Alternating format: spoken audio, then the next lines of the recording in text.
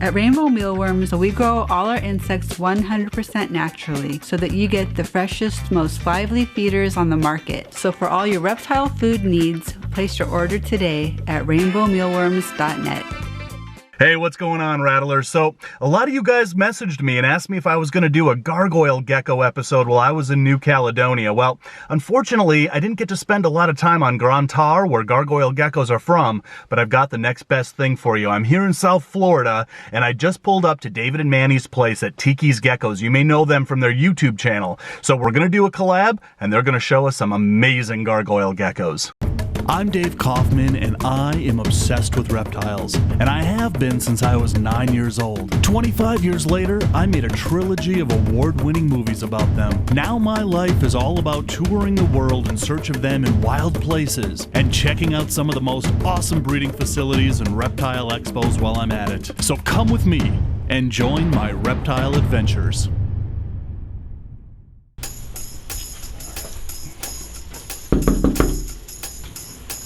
Hey, how's it going, guys? What's up, man? Welcome. How's it going? Good to see you. MTV Cribs over here. Yeah, exactly. Tiki'S Geckos. Oh man, nice place. This is where all the magic happens, where all these baby geckos get created in a small room just here in my home. This is awesome. Look at this.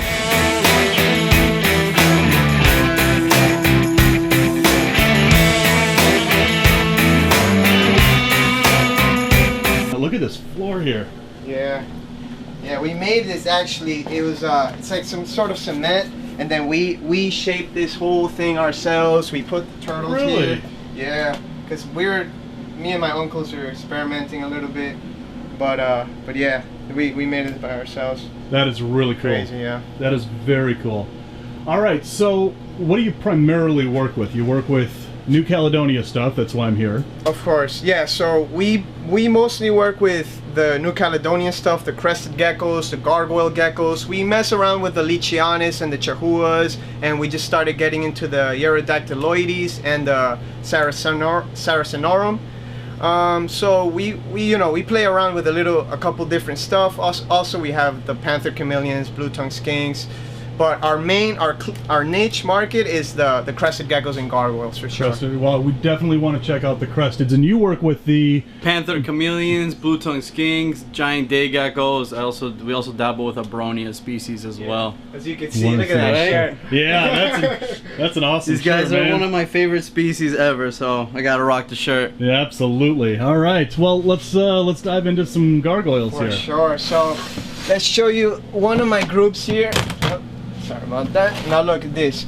This is how I like to keep them, because gargoyles, a lot of people have problems sometimes when they're pairing them up. They say they're aggressive, but I never had a problem.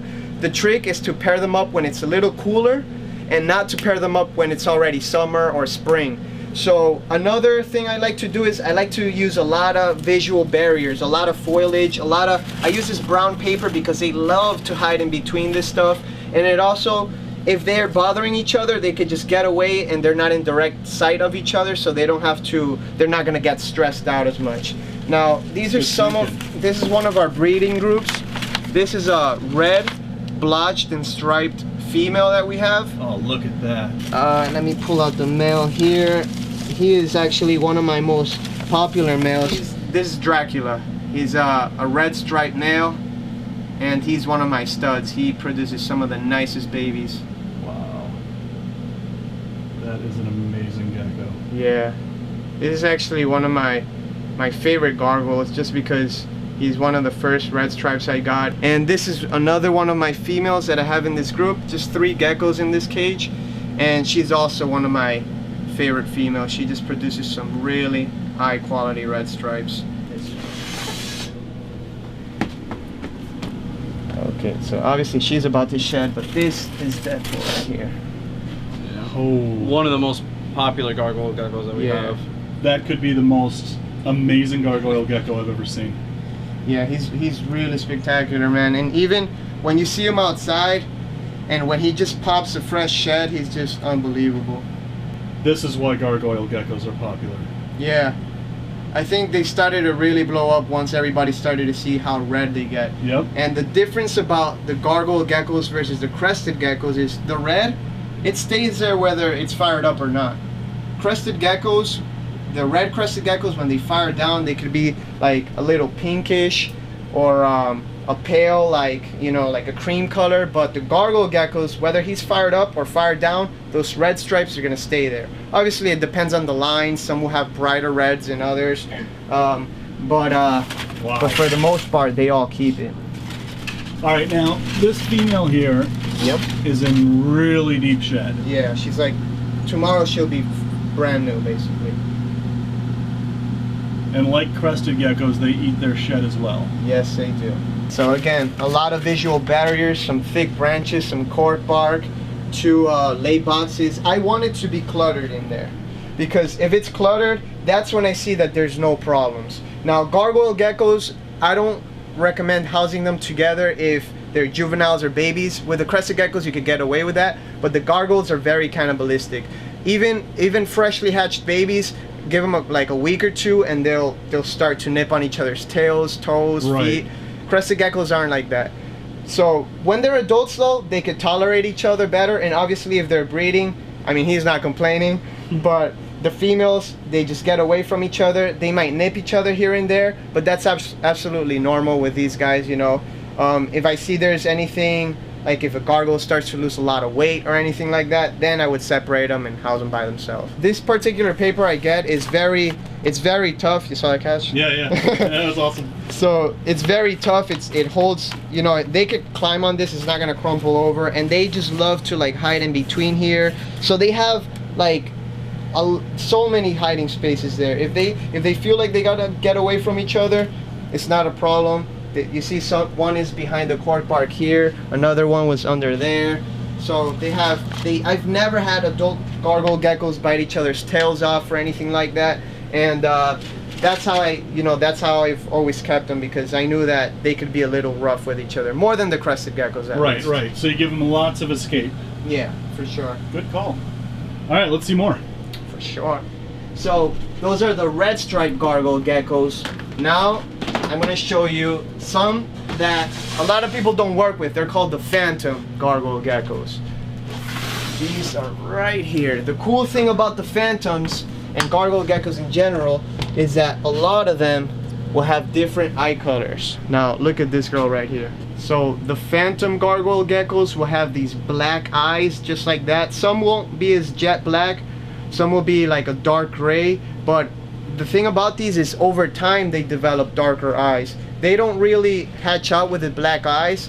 It'll take them, you know, 3 years to develop them. So when you're breeding these, you really want to hold back a lot of this stuff, and that's what we're doing. We're really not releasing any of these yet, but what my main goal is with the gargoyles right now is create something with this color eye, but full red stripes like Deadpool. Oh man, that would be amazing. I think that's just like the ultimate goal right now with the gargoyles. Just because the phantoms are so hard to find. So this is another phantom gargoyle gecko, but unlike the other female I just showed you, this guy has one dark eye and one eye that is, it's still a little gray, it's still a little dark, but not as much as the other female. So you can see one there, that's dark eye number 1, and then the eye that's not so dark. So I noticed that you don't have a lot of crumpled paper in these. Is there any reason for that, or is it just... Yeah, well, this one I did have a little bit more, but we were doing some cleaning and I just took it out. Oh, but, I see. All right. Yeah, I have a lot of foliage here. Sometimes they just knock it down, obviously, but... So basically, cage setup is you've got a little food dish down here. Yeah. Gotcha. So what I do here, a little tip for the gecko keepers, I bought these ashtrays, because if I just put this in there like that, sometimes they just knock it down. Sure. So I put this in here, and then that way it's harder for them to knock it down. Gotcha. This is more stable, right? All right, so you got a food dish in there, you spray it down for their water source. Yeah, every now and then I'll give them a little water bowl, or if I see that a gecko needs it, which usually it never happens unless I just got a gecko shipped to me or something like that, and it's been, you know, especially when I get these imports from the UK, but I give them some Pedialyte. Just clear Pedialyte, a little bit. I can mix it in the food as well, and that helps to rehydrate them. That's good thinking. And then this box, is that a hide box or an egg box? That's a lay box. That's yeah, a lay that's box. a lay box. So let's move this, check it out. So basically just the standard hole cut in the top, substrate in there, they use that as an egg box. Yep, simple. So this is one of our favorite up and coming gargoyles. The reason being not just that he has the solid stripes on top, but also side stripes, which we call 6 stripes. Because he has the 4 stripes on the top like the other Gargoyle Geckos did, and they also have a complete lateral stripe on both sides. And then another cool thing about the Gargoyle Geckos that we like a lot is they regrow their tail, unlike Crested Geckos. Crested Geckos is one and done. These guys, as you can tell, he's still growing it out. He's not gonna get that color like he had on the rest of his body, but at least it grows back. And then, as you can tell, these guys get their names, gargoyles, from the bumps that they have on top of their head. I'll take out the male, show them about while I find the female. Oh no! Nice. That's Gecko Ninja We stuff become right there. professional catchers, man, working on all these geckos. Our reflexes have to be on catch. point. So this guy right here is what we call a super stripe. Super stripe because, as you can see with the dark defined line that goes running down the back, it's very thick, it's bold, and he's also a yellow base. So unlike some of the other gargoyles that we showed, this guy has some yellowish coloration to it, especially when you put it compared to this one. This is like a black and white reticulated. So here's the difference between a black and white reticulated and a super stripe. So this is all the babies. We keep here basically the Gargoyle Geckos, like I was saying earlier, I want to keep them by themselves. So what I do is I'll keep them in like a basic setup. I put a fake plant in there, or some crumpled paper, or cork bark, egg crates, anything that they could hide underneath. And this is about the size that I leave them here till. Okay, about 10 grams, then I start to move them up to something a little bit bigger. But these guys, you don't want to overwhelm them with a lot of space yet. You want to keep them where they're gonna feel safe, and that's how they're gonna eat a lot better. If you put that little thing in a 30-gallon enclosure, it's not gonna eat and grow as fast as you probably would like it to be. Now obviously nothing is bigger than the wild, right? But when we're housing them in captivity, you want to make sure that everything is optimal, right? So I do the same thing. I give them a little bit of food just like that, and I put it in a corner right there. They find it perfectly fine. I never hand feed any of these guys. That's a question I always get, you know, it's like, how do I get my baby crested gecko or Gargoyle Gecko to eat by themselves? The trick is just let them be. You know, when they're babies, I don't like to mess with them too much. Put the food in there and they will eat on their own. Their instincts kick in and that's it. They know what to do. So you're feeding them the Pangea gecko diet. Are you feeding them any fruits? Are you feeding them any... No, every now and then I'll give them a little treat. Like I'll blend in some mangoes, or especially here in Florida, we got mango trees everywhere. In my backyard, so we collect them sometimes and just feed it to the day geckos, cresteds, all the... We can't everything keep up with the amount of mangoes. Yeah, exactly. Well, yeah, that makes it very affordable, doesn't it? Yeah. So we give them that every now and then. Also bananas, sometimes you mix it into their smoothie, but the bread and butter are gonna be the pre-made diets. Alright, so this little piggy that's sitting there in his food bowl, this is actually gonna be a really nice red stripe. This is one of Deadpool's offsprings. Now, when they hatch out, they don't have any red on them. They look like a plain old brown gecko. Over time, they start to add the color, and in about, 2 to 3 months, that's when you start to see the red coming in. Because if you see a Gargoyle Gecko like that and you think, oh no, it's just a normal brown or a black and white stripe, nope.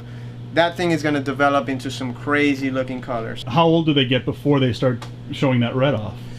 So it depends. It depends on the lines. Like the Deadpool babies, sometimes they'll show it right like in around a month or two. Some will take 3 or 4 months. It just depends on the lines too. The Gargoyle Geckos, I leave them together all year. They naturally slow down when the females feel like they need to stop. They'll stop laying. Usually when it's cooler too, that will bring them their metabolism will come down a bit, and they know to slow down and stop laying.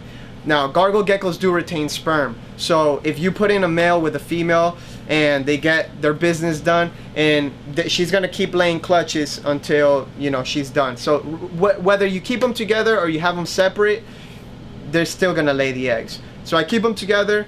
unless I want to switch the pairings, like I want to try out this female with a different male, that's when I separate them. I let them lay all their eggs. When they start laying infertile eggs again, then I pair them up in the next season. Oh, I gotcha. All right. Yeah. That's a good way to do it. Yeah, and the breeding is just as easy as keeping.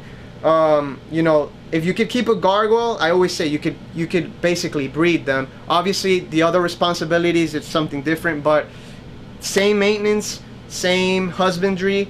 You just keep them, you know, with a lot of visual barriers, branches and plants for them to climb on. The food is the same, and that's about it. So I know you guys do more than just gargoyle geckos, and obviously you guys have some Cresties here. So who are these? So Crested geckos are obviously some of the most popular. There's the same care as a gargoyle gecko, basically, or I should say a gargoyle gecko is the same care as a crested gecko, since these are more popular. But this guy here is what basically you found in the wild, right? Like a wild type, right? A buckskin, what we call here. You know, nothing much, not that much going on in terms of color and pattern. Still a beautiful animal, don't get me wrong, but when you, obviously after the years of captive breeding, selective breeding, we get things like that. And this is one of the newest morphs that, you know, we have and that are out with the crested geckos, and this is called a lily white.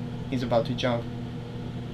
Maybe not. And these are one of the few true morphs in crested geckos. Most crested gecko morphs are polygenic, line-bred traits. These are actually one of the few, very few true morphs. This is a codominant gene. So basically, if you breed this to like a normal wild type, half of them will come out lily white, the other half will come out normal and not carrying the gene at all.